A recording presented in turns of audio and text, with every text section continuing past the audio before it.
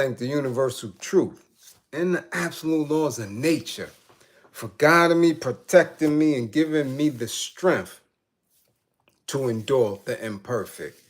I shall attack with vigor, making progressive moves.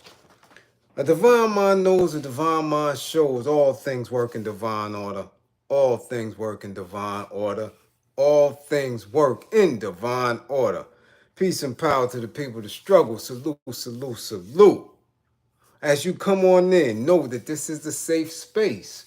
Know that this is a space for learning and getting learned up. Know that this is a space for educating and being educated. Know that this is a space of love.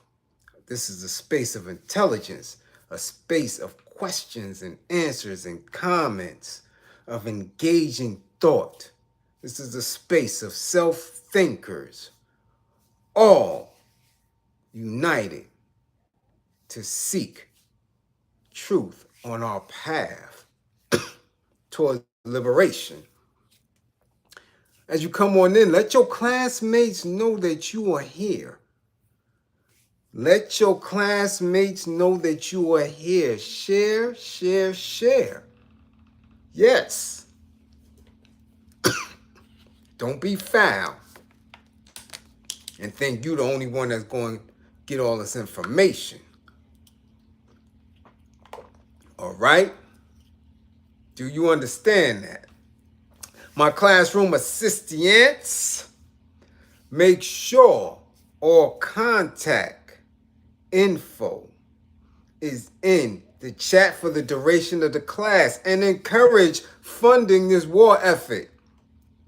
As you can see, we are at war on all fronts. Yes, indeed. Yes, indeed. If you or anyone you know has an anger management issue, please book an assessment as soon as possible. If you are already under my care, get your sessions in, book your sessions. Do not play. If you or anyone you know is suspected of going through a domestic violence situation, or believe that you or a loved one may be in intimate partner abuse, please reach out. Find out the strategies. Find out the signs. Please, the life you save could be your own. Let us begin. Oh, yeah. Yeah. Sometimes I have 2 classes. Sometimes I have 3 classes a day. Whatever it takes to let you know that I believe in you. Whatever it takes, I'm here. I can't speak for the rest of them. I really can't. I'm here. So, since I'm here, who else is here? Andrea? Joan? What's going on down there? We know you down there in the spotty spot. We know you are up. We know that you are well. Salute.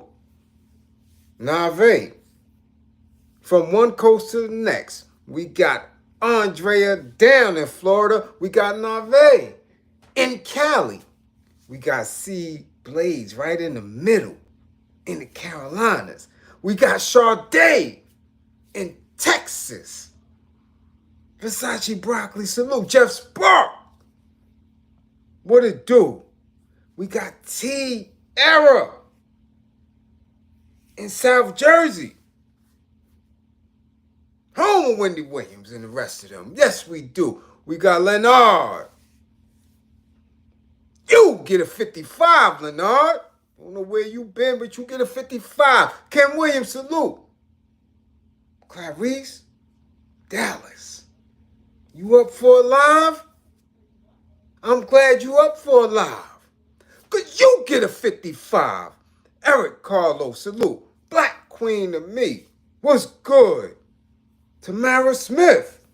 Presents. Presents for the teacher. I got a present for you too, Tamara Smith. You get a 55. The ninth power. You get a 55. Boy, 55 gang is in the house tonight. Ronald Toussaint. You get a 55. Woo! Boy, a whole bunch of y'all in here tonight. The Grussler. Global Hustler. All the way in the spot from Zurich. Do you hear me? All the way across the water. Zurich. He's in the spotty spot. Sportsway with Dre Day. Salute to Dennis Williams. What's up? Salute Mandela. Brooklyn. Jump 718. Salute. Salute. Salute. What's going on? Tony G. Tunes. Everybody. Uh-oh, Strictly Game the brand. Let's get started. As I told y'all before, book club is in the spot, and I encouraged you to go get the book. Okay? Takashi Mandela, salute. I encourage y'all to get the book, but we'll get to that in a second. This whole class is going to be about the justice system and our relationship. Us as black people, but specifically black men. And I always have to ask, is this going to be our story? Are we going to be forever the victims of the justice system? Are we going to continue to be in a space where we're always running from? Where we're always on the bad end? Where we're always perp walking or having this disgusting outcome when it comes to the justice system? This is what I want to know. This is what we have to examine. And in that, I'm very critical of us. Very critical of our behavior and participation. Why? Because I've been there. I've had a very, very strange relationship with the justice system since an adolescent. Do you understand? Do you understand? So my analysis, my intelligent assessment of us and these patterns, these behaviors that we can't seem to shake, we have to speak to it. Okay? Now, this first part of class I want to speak on has to do with a case that again is disturbing, but it isn't viral and it hasn't ignited the same emotional responses that we have had in the past, because these things happen so much that we have become desensitized to it. And there's a harm in that, because it shows that we seem not to care anymore about the loss of a black man, the loss of a melanated person's life at the hands of the justice system. And any time that happens, that lack of urgency, it's alarming. Very, very alarming. We have to speak to that. So this case, if you haven't seen it, is coming out of Florida. Very close to the Florida-Georgia border. And it has to do with a man named Leonard Cure. Some of you may have heard of Leonard Cure because he was recently exonerated from the justice system in Florida for what was a terrible conviction. And I'll read just a little bit about what took place with him. Leonard Cure was sentenced to Florida prison 20 years ago. Cure was sentenced to life in prison for a 2003 armed robbery at a drugstore in Florida's Dania Beach. It took a second trial to convict him after the first jury deadlocked. Cure's stiff sentence resulted in part from his prior convictions for robbery and other crimes. In 2020, Broward's Conviction Review Unit asked the judge to release Cure after concluding that he had solid alibis. He was miles away and traveling to work on a bus when the robbery happened, and no physical evidence or solid witnesses tied him to the crime. Listen to what it's saying. He was miles away and traveling to work on a bus when the robbery happened. Cure was released that April, right? April of 2020. A few months later, a judge vacated his conviction and sentence.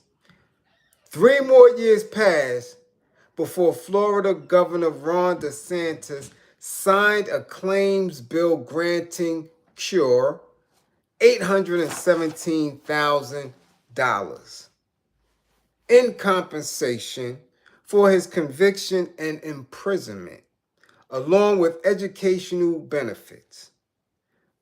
Cure received the money, in August. Okay? August. That's this August, right? 2020, he was released. 3 years later, the governor signed a check. Yeah, compensation, $817,000. 2023, August, he got the bread.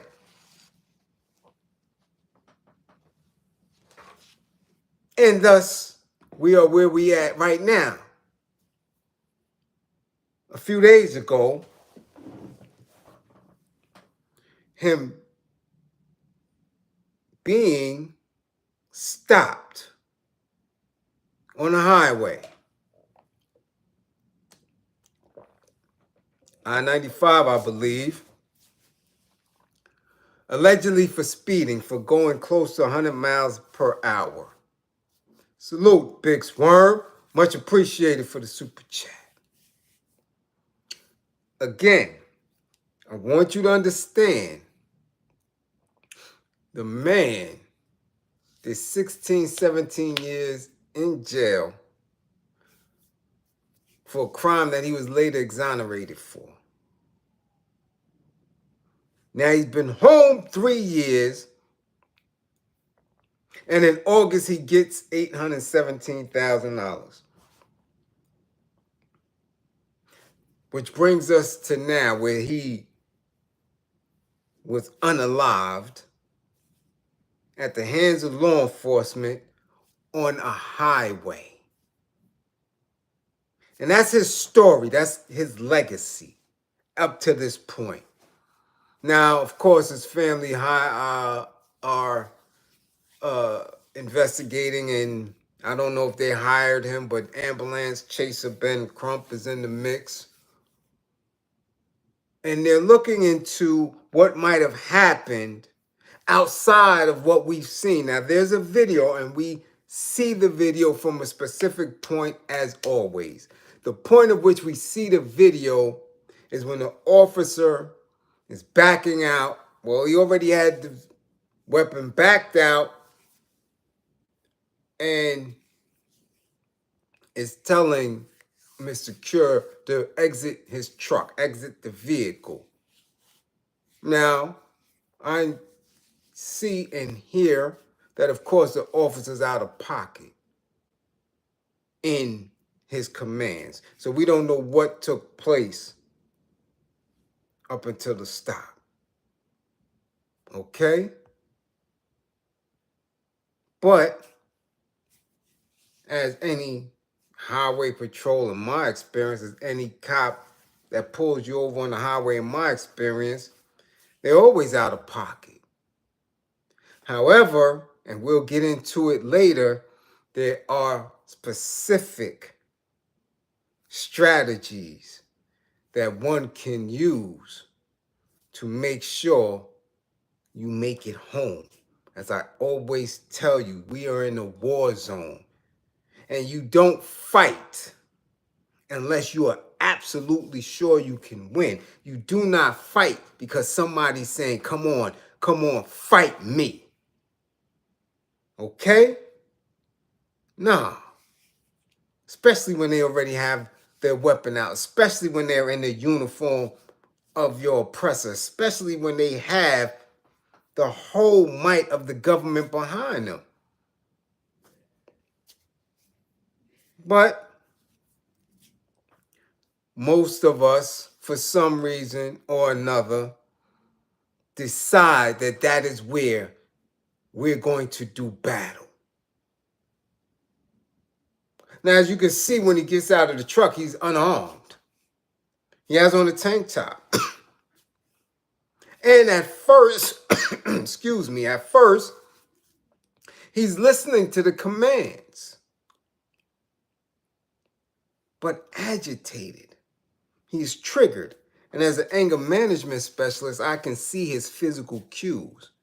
Anybody who's up under my fold know when we speak on physical cues. We know exactly what that means. And I can see it. And there's a back and forth. And there's an exchange. And then as soon as he's agitated to a specific point, he approaches. He swings on the officer. And the officer made an attempt to tase him. But if you are very observant and you know what you're looking at, you can see Leonard Cure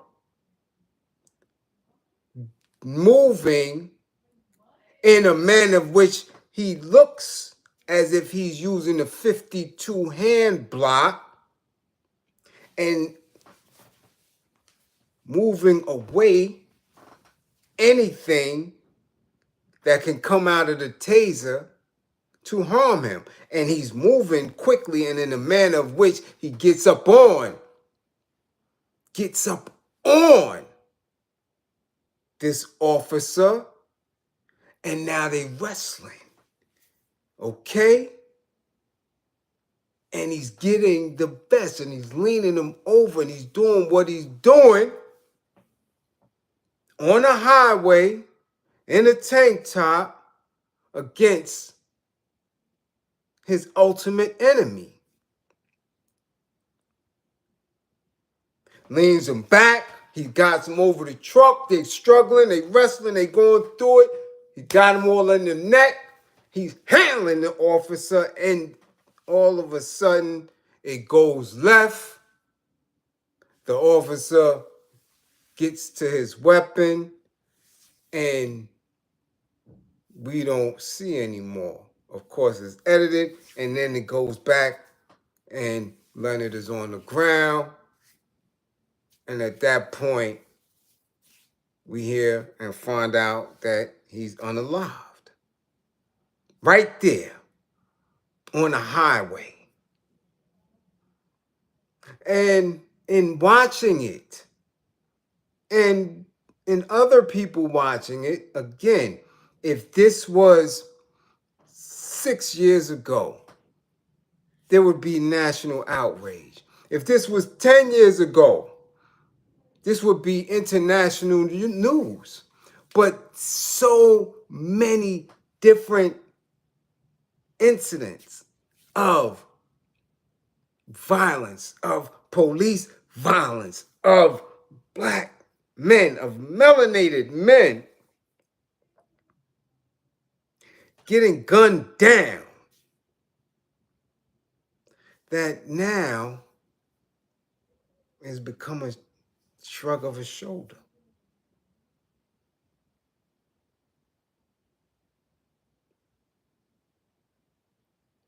And that is that is so disheartening. It is so disheartening that everything that transpired this weekend is more important, has more of a grip on our attention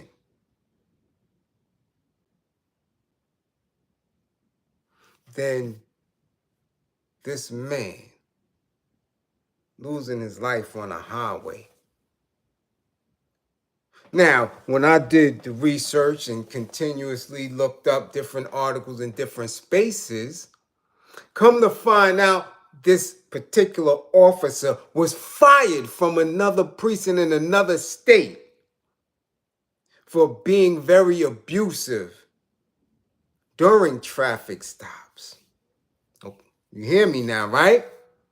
That he was fired after he was caught body slamming a woman down on the street.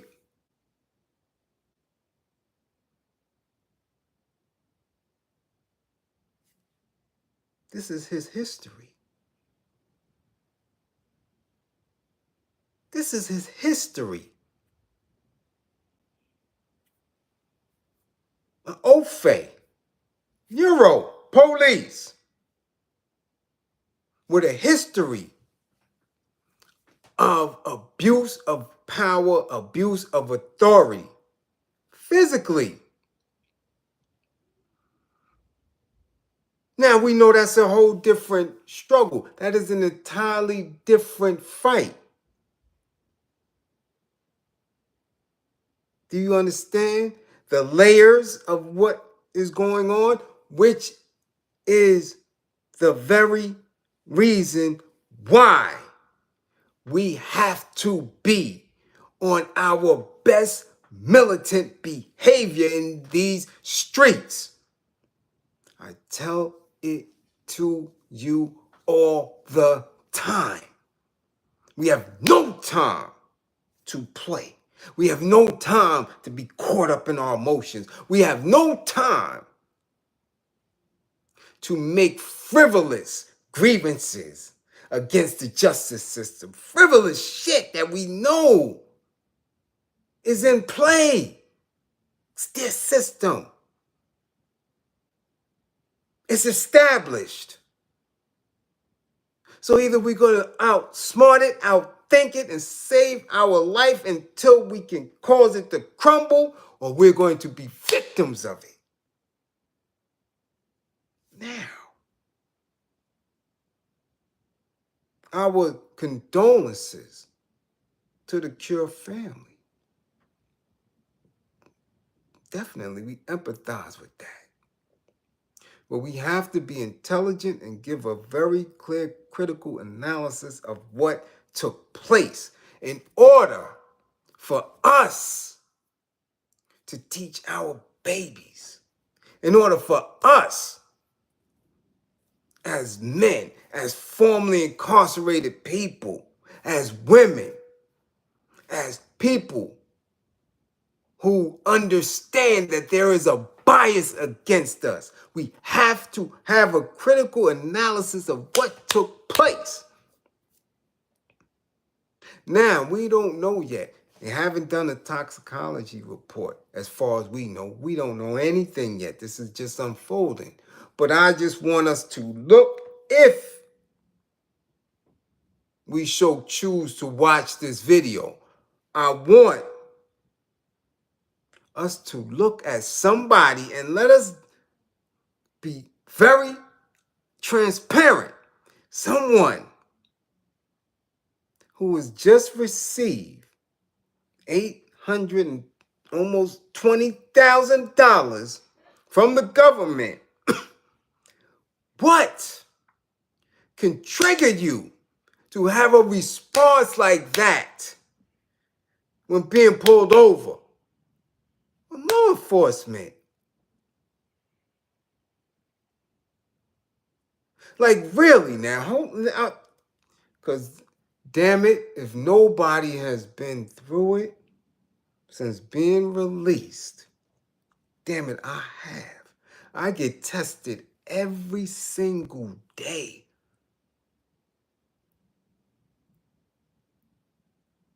Bells and whistles and triggers and all type of weirdness because I'm in a world that has shifted. No codes, no values, none of it is the same. The world I was raised in has changed. And for a soldier to deal with that takes a lot of discipline. A whole lot. So as I put myself in this place, somebody who's in the 19 years since I've been home, without going back, without being cuffed, without being stopped, who never in my 19 years, I ain't seen nowhere near no 817,000 at all. Shit. I haven't seen half of that. I haven't seen a third of that in 19 years. If you think I'm bullshitting.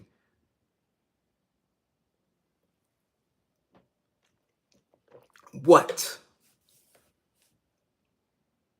would possess him to react that way?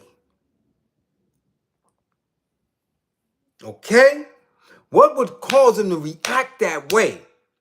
To allow people, to allow this cop to be jury, judge, and executioner on a highway, knowing that you just made it through 16 years and 3 after that, where they just said 2 weeks prior he was speaking to children in schools. We have to think. It's just why I tell you all the time. Discipline. Understanding your political position. Understanding your position here. As Dr. Clark always said, we have no friends. This shit is very real and very intense. How do we survive it?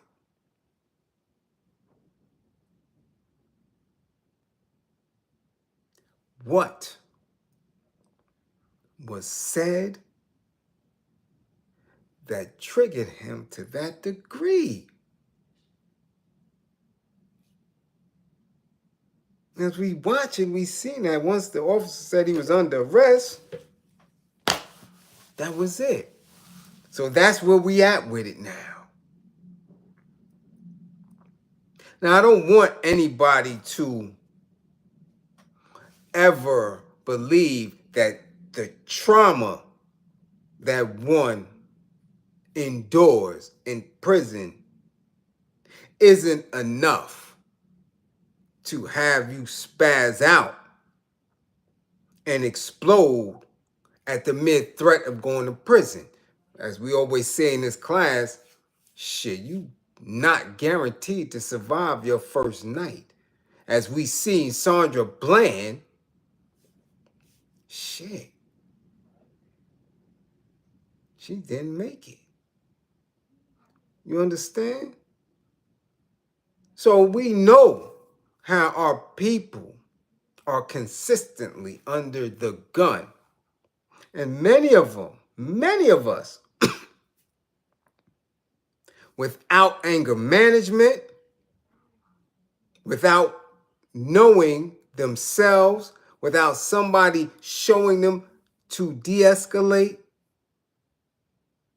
they're going to jump off that ledge. But one would figure that someone who had a community of people rallying behind him to first get him released, two, to secure him over the course of these 3 years, to have him in spaces where he's speaking at schools, where he may have been speaking at anywhere else, and then to get almost $1 million. There's no compensation for 16 or 17 years, but it damn sure beat a blank. Because people like me have a blank. I don't work. I don't eat. Simple as that. I don't get new clients. I don't eat. Simple as that. Okay? So for that, for someone who seems to be coasting, at what point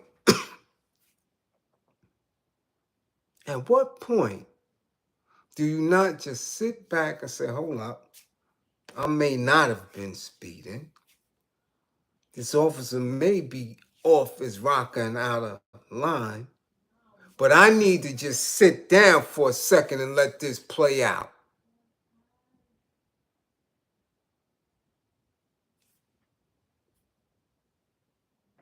And that's what I'm encouraging us in this class. You always, regardless of who or what, your job is to make it home every night with all 10 fingers and 10 toes. I wouldn't give a damn what take place. Your job is to make it home.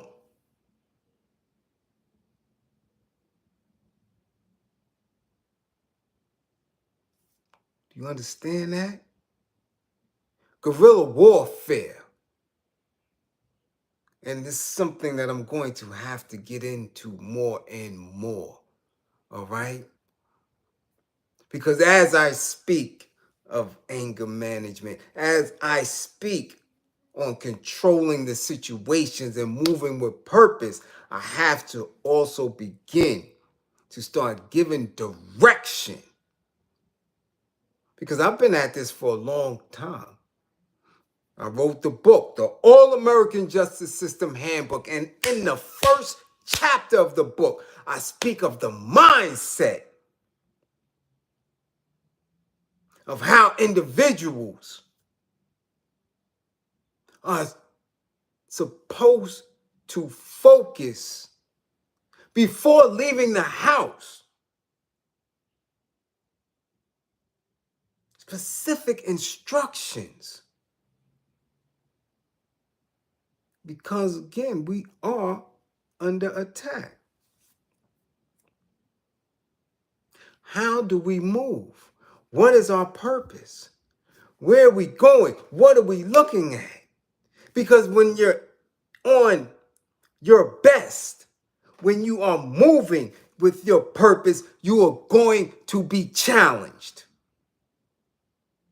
That's just what it is. Everyone on the plantation got their ass whooped here and there. Everyone on the plantation was under the gun. God damn it, from the 3-year-old to the 80-year-old. Everybody worked. Everybody was under the gun. Everybody was pressured. You don't escape it because you doing good, because you got on a shirt and tie, because you going to work or the church or to the grocery store. We behind enemy lines. At any given time, your number can get called. So how are we supposed to move? Again, in a soldierly manner, on point, with an expectation that we run into some bullshit. It's a hell of a way to live, but it is what it is. Right? Because that's all we ever hear. It shouldn't be like that. It is like that. Deal with it. so we can survive and thrive and then begin to have our own offensive. Okay? So in this space that he went through all that he went through, that he came home and people put him in front of youths without making sure that he was right up here. Okay? That's what I'm analyzing. That's what I'm from somebody who's been there, from somebody who raged, from somebody who was out hunting people down, from somebody who was abused by police as an adolescent. As an adolescent, 15, 16, 17 years old. The number of police beatings and assaults and spit-ons and beat with police guns and nightsticks and walkie-talkies that I received from an adolescent to a young adult. I shouldn't be able to walk the streets of New York City without getting triggered every time I see one. Knowing that they're in my family.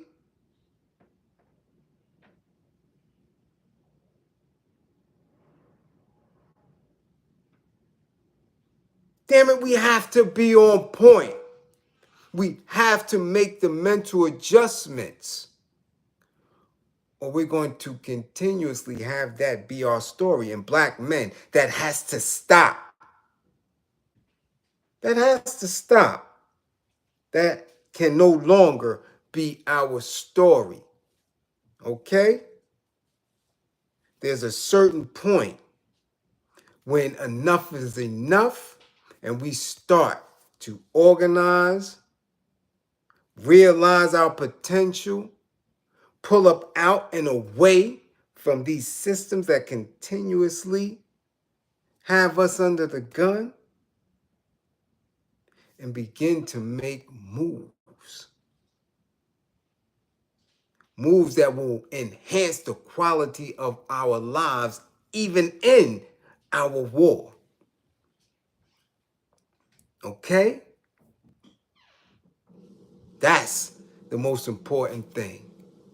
How do we remove ourselves from that part of the story? Because we're seeing that TV show over and over again. That movie is a rerun now. And that is what's the depressing part. Excuse me, that's the depressing part. So again, let's watch this with a critical eye. If it becomes national news where we can stay in tune with the story, or is it just going to be swept and tucked up under the rug somewhere in the mix of the new season of Basketball Wives, the new season of Love and Hip Hop, and all this other weird bullshit that's about to flood our timelines? Okay? That's the reality of it. It has to stop.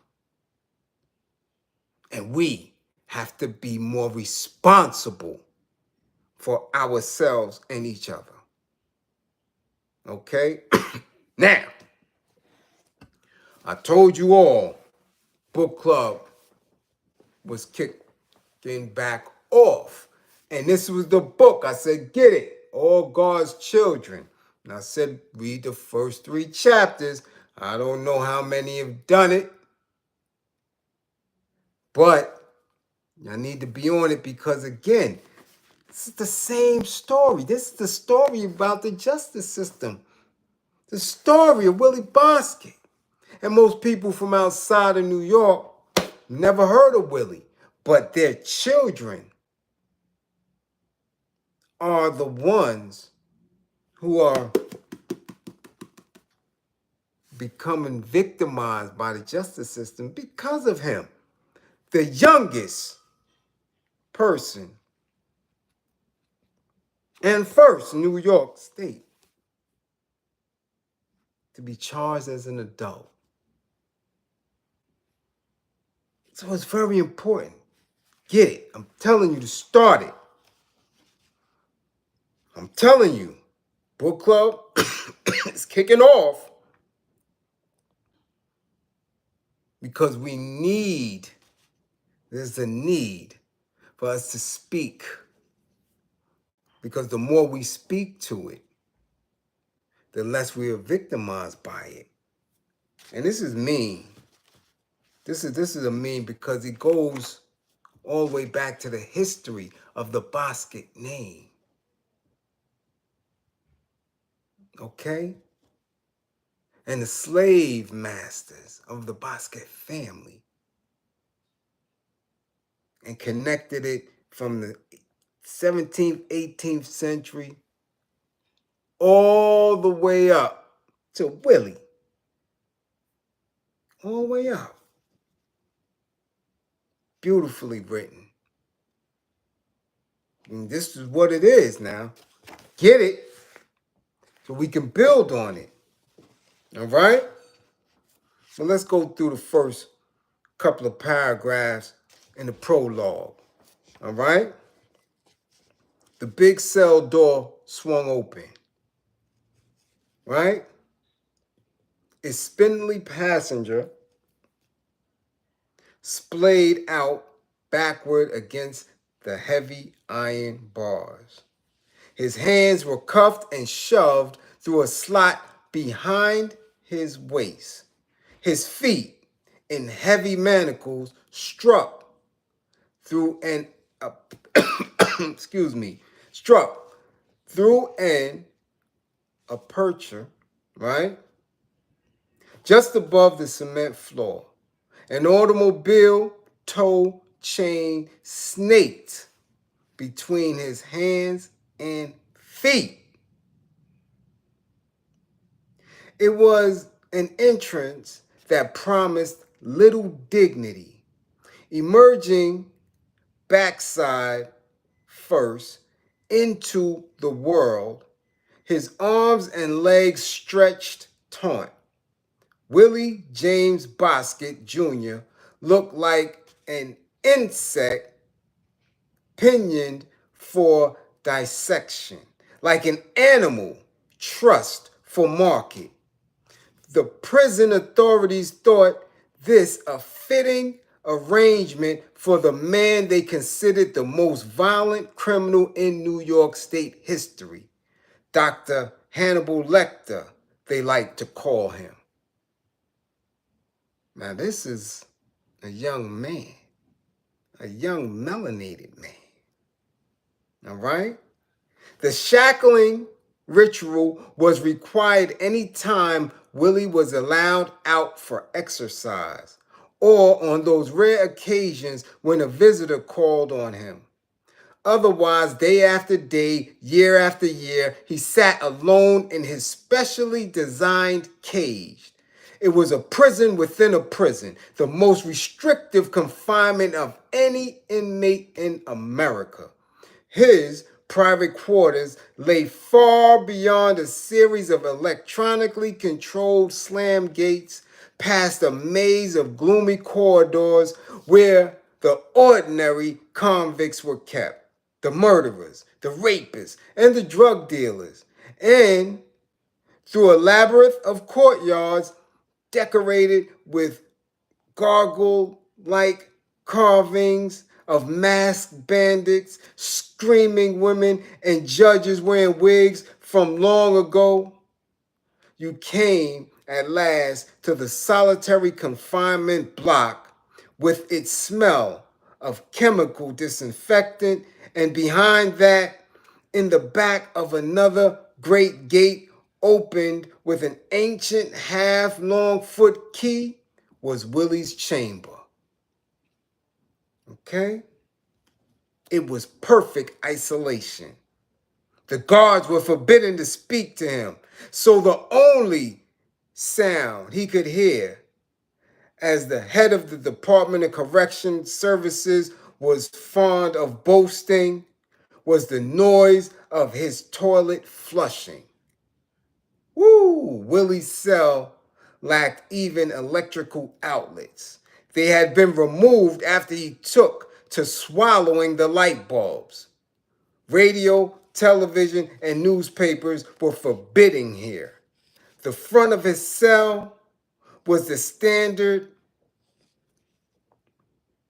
lattice work of thick iron bars, but it had been sheathed in plexiglass to halt Willie's habit of throwing excrement at his guards. Now, that's just the first few paragraphs. All right? First few paragraphs in a book that's 340 pages. That's the story of Willie Bosket. All right?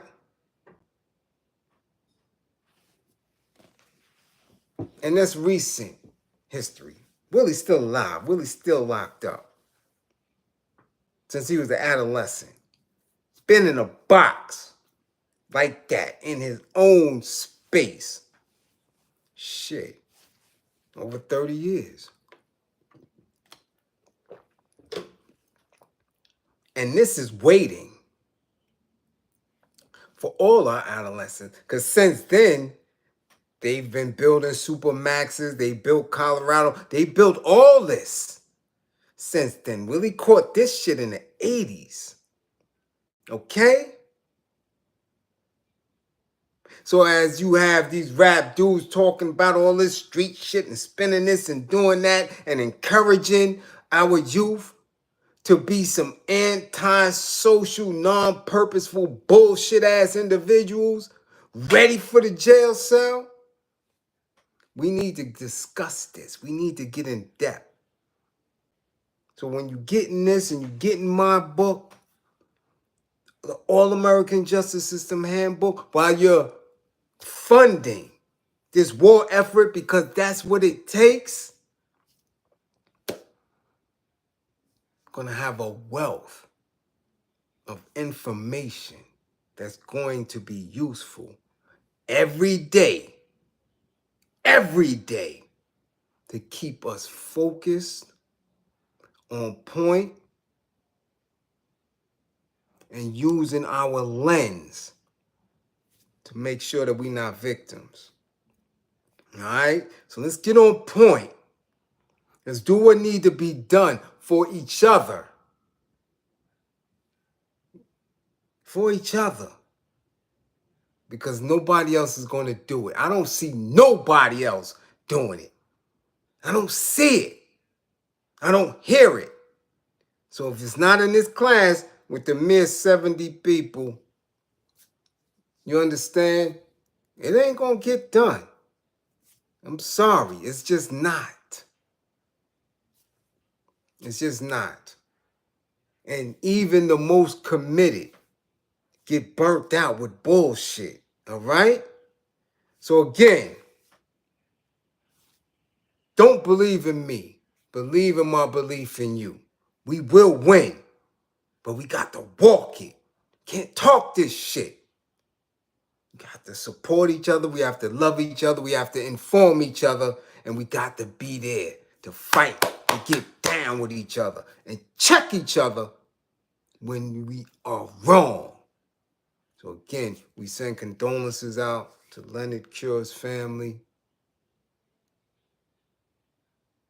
All right? And we love each other enough to get back to class with all 10 fingers and 10 toes. Salute, peace and power, all strength and love to the power of the people, all strength and love to the people, and all strength and love to the ones who remain militant.